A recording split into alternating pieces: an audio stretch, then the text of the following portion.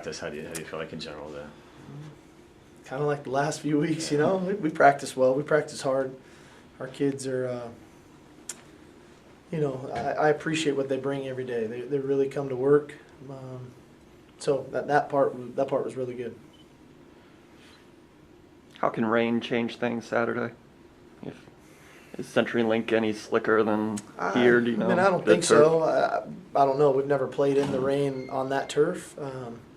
But the surface that it is what we practice on every day. So I would like to think it wouldn't have that much of an impact. I think our guys have had enough experience, whether it's practicing or playing in the rain, that they should feel okay. Obviously, we'll still have to get acclimated to it if and when it does come. And any updates on guys banged up from No. Saturday? Do their running backs? Do you notice much from them of how they use those guys? Are they kind of just interchangeable, or? Well, they are pretty interchangeable. When you look at Red and McNeil, and now with Morgan coming back, Morgan coming out of high school is a real speed guy, so that part we need to be aware of when 30's on the field. But they're running the same plays, whether it's with Red or McNeil or now Morgan coming. They utilize their backs and they can go they can fly under the radar, but they're really good running backs. We saw that from McNeil last year in our game. He had the big long run. We're seeing that with Red now as he's starting to get more comfortable in the offense. I thought he had a nice football game last week against Utah. Had a big touchdown run the week before against Cal. Was there with Grimble? Is there anything specific they do with him as well? And obviously, kind of had the big catch against Utah.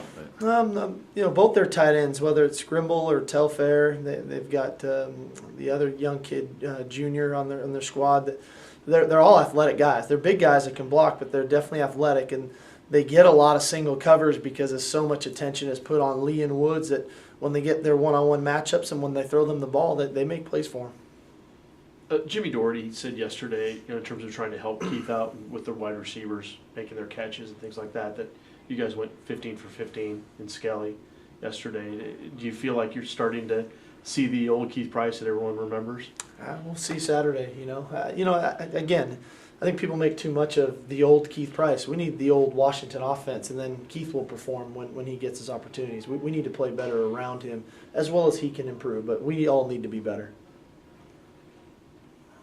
And just in terms of a question about recruiting and official visits and unofficial visits, what's kind of the overriding thought this year in terms of, bringing guys in maybe to see an atmosphere like USC as opposed to waiting and those kinds of things? Every guy's different, Every situation is different with every player. Some guys that have the opportunity to get around us more often, we generally like to bring them later in the year. Some guys that haven't been around here and don't know what Husky football is about, don't know what our fan base is all about. Sometimes we like to get them here so they can see how electric of an atmosphere we can have.